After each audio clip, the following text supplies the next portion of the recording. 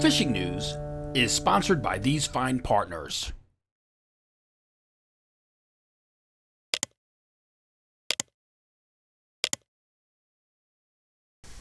So if we're friends on Facebook or follow each other on Instagram, you probably know the tales of my travel woes last week out of ICAST. Left ICAST a little bit after noon on Friday, got to Orlando Airport, delay, cancellation around 10 o'clock at night, got into a cab, the cab driver got lost on the way back to the convention zone where we stayed in the hotel, got about 3 or 4 hours of rack time, back to Orlando Airport Saturday morning at 7 a.m., delay, cancel, right? Then I had to immediately book a Frontier flight into Trenton, 7:45. That was delayed, 10 o'clock, get into Trenton.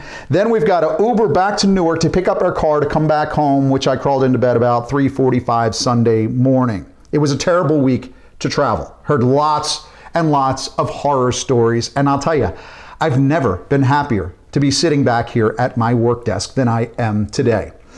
I'm Jim Hutchinson with a New Jersey, Delaware Bay edition of the Fisherman magazine. It's July 20th. ICAST is over, but boy, oh boy, did we get a lot accomplished. Matt Broderick and I walked from booth to booth, finding out the latest new products for this year, heading into 2024. In fact, we've got more than 50 different product reviews that are going to come out twice a week from now all the way through into 2024. And you'll get these spotlights via email. They're going to be posted at thefisherman.com, but also at our YouTube page. Now, first up today, this week, Thursday, is a brand new piece of Minn Kota technology to tell you about. Dustin McCormick and I spent some time on camera. You got to check it out. Minn Kota's groundbreaking again. That's today. Monday, sat down for a long one with the Tackle Advisor. We broke open the brand new Saltex 3000, 4000 reels that are coming up. They're going to be coming out sometime in the fall. You'll get a first look at that on the inside. Really cool stuff. I learned a lot, particularly how 21 hours of time at an airport will take its toll on a guy in his 50s. I turned 56 on Monday. And I'll tell you what, I learned a lot with a company card, 21 hours to spend, and a whole bunch of vouchers. I'm sorry that your flight was delayed, United Vouchers. Cool stuff. Hey, listen, one more quick thing about ICAST. Very proud to walk away with an award myself. This is my 6th consecutive ICAST Best of Show Roadie Award. It is given to the most rude, opinionated, arrogant, disagreeable industry editor in the United States. 6th one. Very proud. My peers. I'm going to put this where I have all my other trophies, my Little League trophies, my second place punt passing kick trophy from 1978. And I will cherish that as always. So, what did I miss at ICAST? Well, for one thing, there's this one. Gene Rutkowski was on board down deep sport fishing out of Keyport on Friday, hit this doormat that on the boat weighed 14.8 pounds. Of course, the boat's rocking and rolling. It's hard to get a good, accurate weight, but it taped out at 30 inches. Later, dry land over at Upfront Bait and Tackle there in Keyport. That fish went officially 11 pounds, 4 ounces. Now, I'm not sure if Gene is a Fisherman subscriber or not. We'll have a few days between the time of the catch and the weigh-in before we receive any entry, but I'm hoping he is, because there's plenty of spaces available, especially for a true doormat fluke, on our Dreamboat Fishing Challenge in the fluke category. You're competing, of course, for a brand new Steiger. You're competing for the Yamaha and the Minn Kota package, but we'll talk a little bit more about that in just a second. But let's get back to some of the fluke that are being registered. I know Chris Carlino of Staten Island. He is a subscriber to our New Jersey, Delaware Bay edition. He had this 9.95 pound fluke.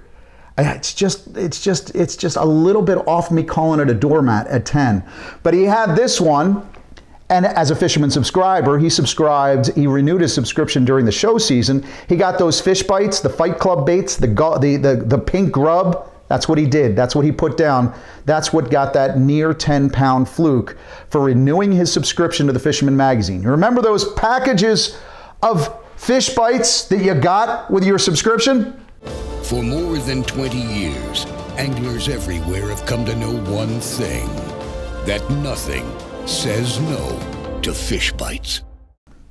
Of course, that's the deep water. Chris Carlino and those guys up in the deep water in the Raritan, some of the rocky, snaggy stuff off the beach, but there are still fluke to be found in the back bays at the Jersey Shore down through Delaware as well. Waters are warming, just keep that in mind. So you might find your best action perhaps on the incoming when some of that cooler ocean water temperature comes in, right? Or closer to the inlets. Just pay attention to your change of tide, and if things aren't hot because the water temperatures are too hot, move, stick and move, head to some of that deeper water. But those wrecks and reefs in New Jersey down into Delaware, of course, are holding better numbers of bigger fish at this point. So I would say now that we're in the second half of the summer season, it will be all about those deep water jumbos. Now, if you find that back bay summer flounder bite slowing down in Barnegat Bay, Great Bay, all the way down through Ludlam and the likes into Cape May, across to the wall at Lewis, don't forget those Sheepshead. Spot lock yourself on that bridge structure, on some of that rubble, on some of those jetty fronts, right? Because we do have a lot more of those Sheepshead in the area. The day beacons, those wooden buoys that mark off some of the channels in our back bays in the ICW throughout the region. I did see that Qua Win had Captain Steve Moran of White Crab Charters, one of the top TOG guys. He was out for a little South Jersey sheep herding last week for fish to 6 pounds.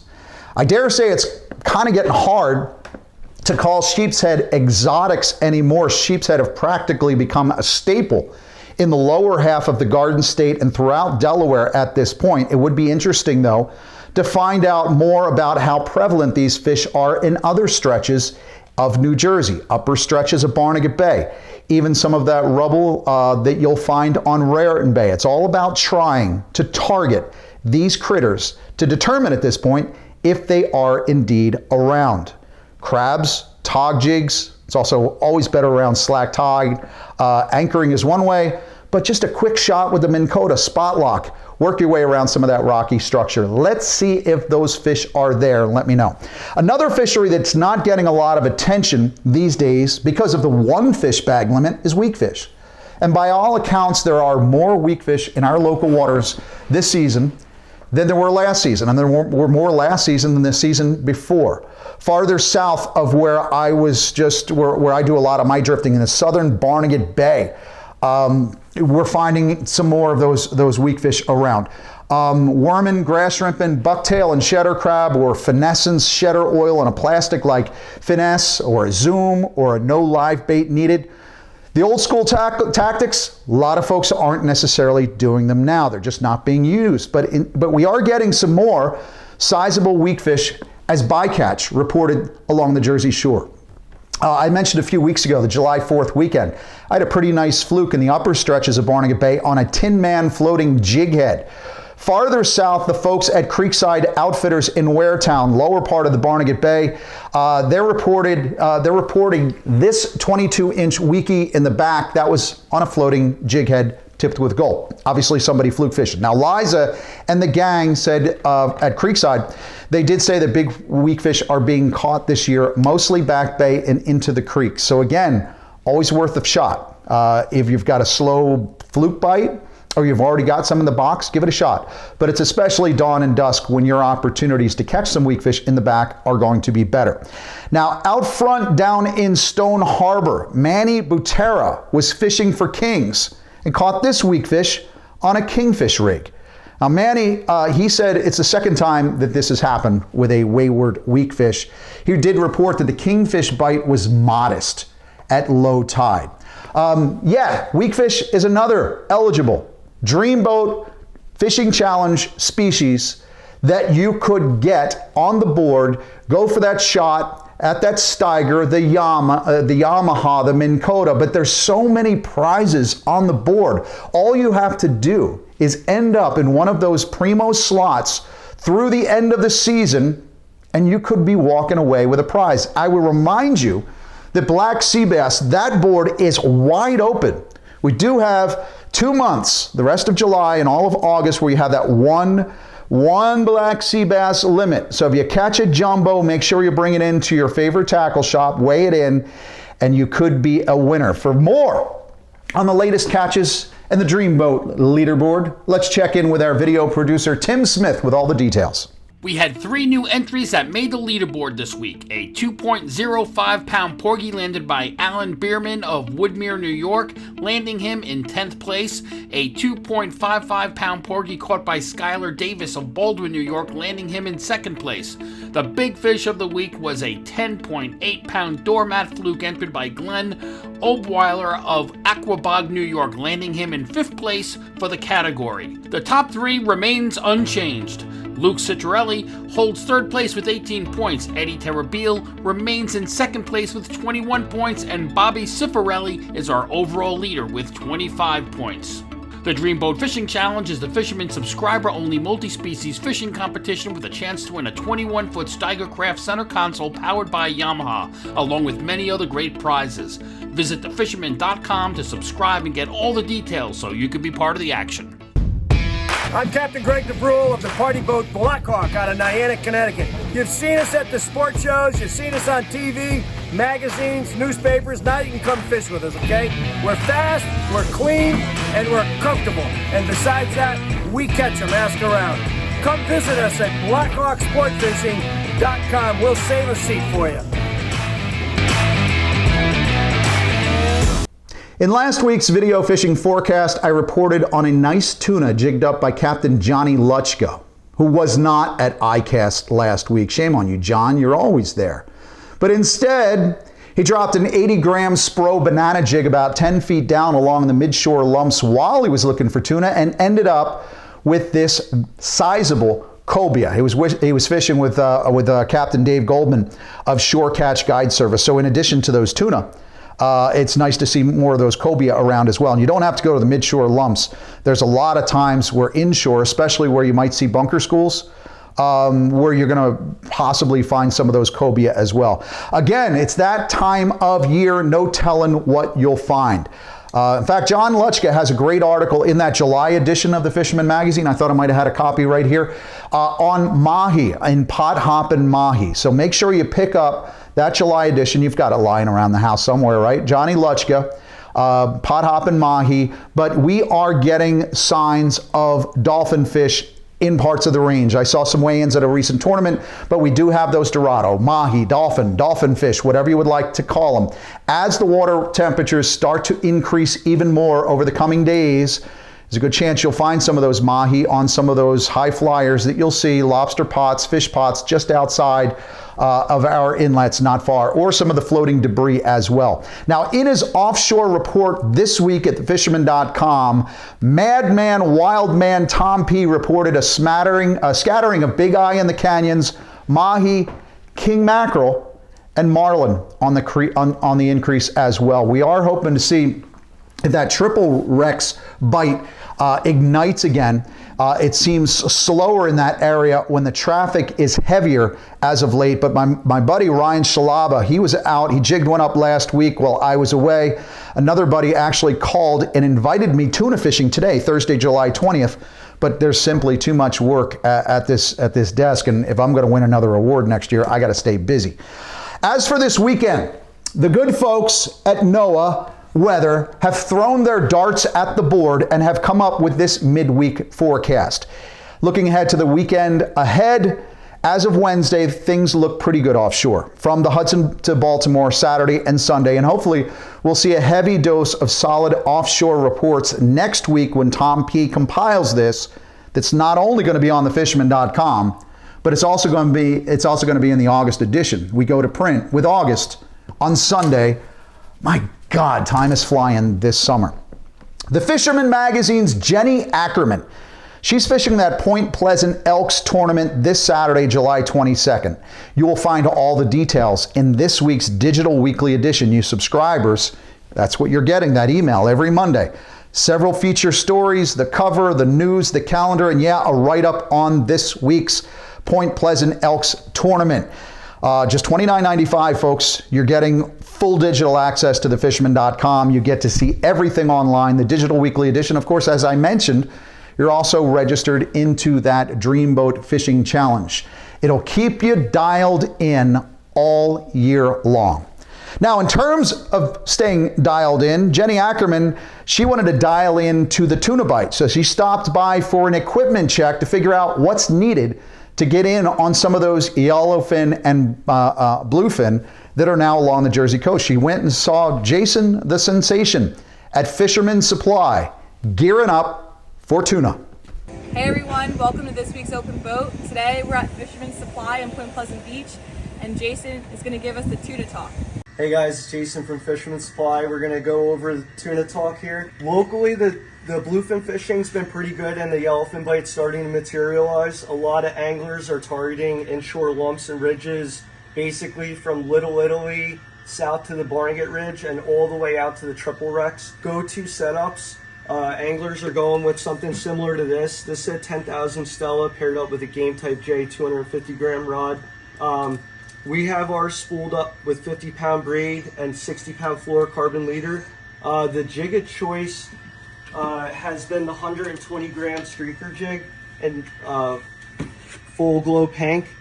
It seemed to have worked really well last year and transitioned over to be a good color this year. Anglers like this weight because it has a slower descent, so they are getting bites on the drop. And then they're also doing well throwing stick baits and poppers. This is the new Shimano OSHA plugger full throttle paired up with the 14,000 Shimano Stella. We use 65-pound braid and an 80-pound fluoro bite tippet. Some popular lures to be thrown with this are the Mad Mantis Frostbite and the 170. And then when there's fish racing on the surface that seem to be picky, that are foraging on smaller bait, the Hoagie Pro Tail in 3-ounce in pearl color seems to be a good one. And then what also anglers are also doing are throwing the Ron Z's. That could be casted and retrieved in slow, or you could fire this out, let it hit the bottom, stick the rod in the rod holder, and kind of let the boat do the work, and then jig while you're doing that. Letting this work. Aside from that, like I said, the bite is materializing. There's a ton of bait. We're projecting a good fishery, so get out there and have fun.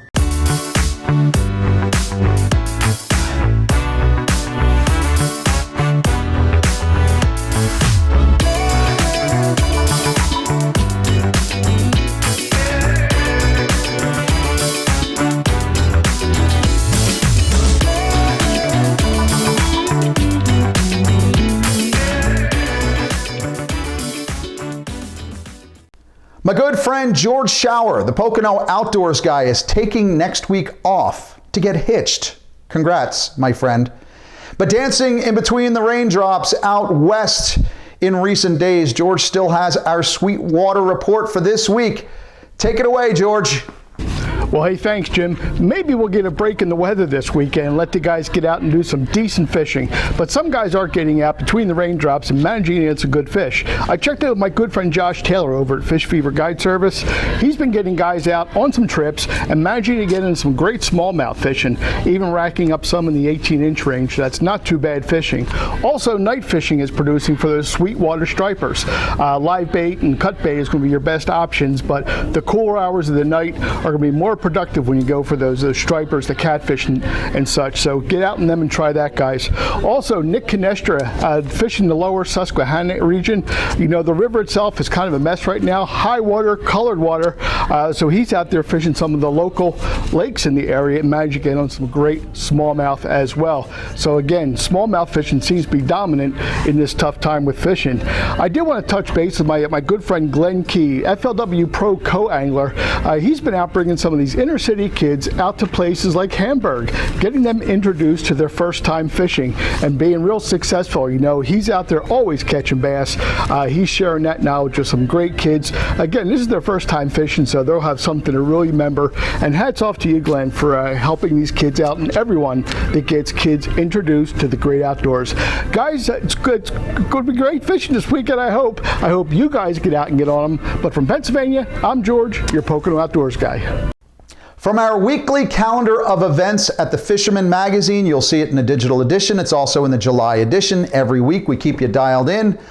But A few events worth noting going on right now or in the next couple of days. First of all, you've got that Jimmy Johnson, Coach Johnson's Quest for the Ring in Atlantic City, that offshore tournament going all this week. That's why you're getting a lot of radio silence offshore, because the tournament participants aren't going to tell you where they're catching fish, are they? You also have the Jersey Coast Shark Anglers, their annual Fluke tournament on Saturday, same day as the Point Pleasant Elks tournament. It's also the same day as the Staten Island Tuna Club's Grand Pasavino this Saturday. Next week, don't forget about the Cape May Marlin tournament. It's presented by South Jersey Marina.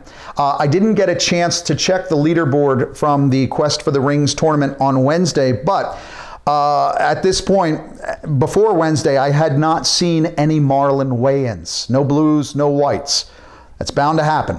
We're bound to see that at some point as the week goes on.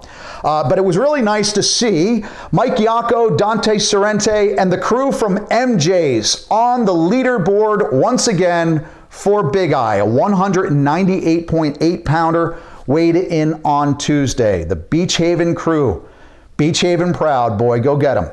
If you're heading to the beach this weekend, gulp or fish bites with jig heads to grab those summer flounder in the wash. Great time of year to score a couple of keepers there.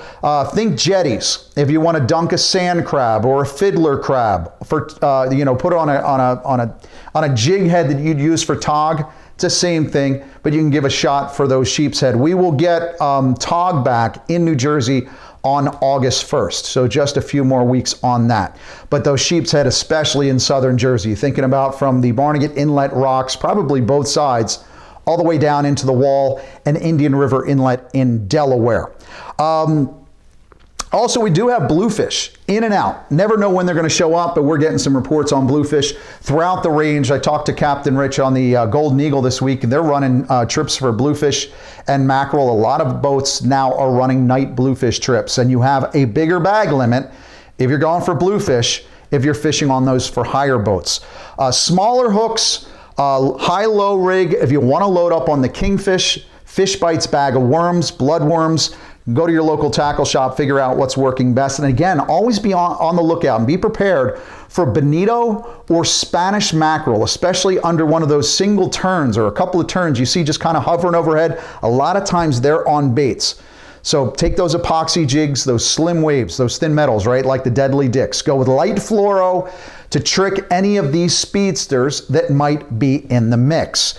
Back to bluefish, Dom Salvatore tells us the blues are on sand eels in tight. He's been getting them dawn and dusk on Avas with whitetails. Lock that one in too. With all these sand eels inshore this summer, it's kind of bizarre. A lot of times we don't get the sand eels inshore in tight until sometime later in the fall. So let's stick around, sand eels, because I'm hoping for an Ava bite come November on some of those striped bass as well. While over in the complaint department at our YouTube page, Wilmar Barrick disagrees with my criticisms of Governor Phil Dog Murphy and his ongoing support for Ørsted and the other industrial wind companies. Wilmar says, quote, "God bless Ørsted for bringing jobs, energy, and new fishing grounds to the region." Wilmar either hasn't read any of my reports on industrial offshore wind and its impact on fisheries, he doesn't believe me, or could be possibly one of those dastardly Danish defenders. I don't know. Perhaps, but everybody's opinion matters. Everybody's opinion matters. It's absolutely true. And I'm the most opinionated. See, I got the award from ICAST. I did get the opportunity this week to sit down with comedian, satirist, social commentator, and fellow instigator agitator Jim Breuer, former cast member of Saturday Night Live, movies like Beer League, and what's the other one he had there? What is that? I didn't see it. Half Baked? Didn't see it. Jim has a new podcast that's bound to shake the trees a bit. He is funny, he's acerbic, he's witty, and on his show we're going to be talking about industrial offshore wind, corporate takeovers, and the greenwashing of America. We also talked about fish, summer flounder in particular. Now, as soon as Jim posts this podcast, I will let you know. It also features Captain Bob Rush of the Starfish, out of Cape May County, as well as Senator Michael Testa of South Jersey. It should be a good one and will ensure once and for all that I'm not on Governor Murphy's Christmas card list, although I haven't received one from him in the last couple of years anyway, so there's no hope for me. A quick look at our Central Jersey weather forecast for the weekend ahead, the next few days. The Weather Channel has a 34% chance of being absolutely wrong. While Saturday and Sunday, possibility that we have a great chance to hit the water and have a few fish. High probability when I look at the weather forecast. So if you're thinking of heading out this weekend, do it. Don't wait for another dismal weather forecast. Lock it in, plan your trip, and just go. Fly by the seat of your pants. Figure it out that morning, because it's a coin flip at this point with the weather forecast. So again, offshore weather looks pretty good. Inshore weather looks pretty good. I'm betting it's going to be a really great weekend. Now, if on the other hand you're heading to Orlando in the next few weeks, drop me an email. I know Terminal A like the back of my hand, and I could point you to the very best places to eat and drink should you decide to spend the night or 21 hours. Who knows?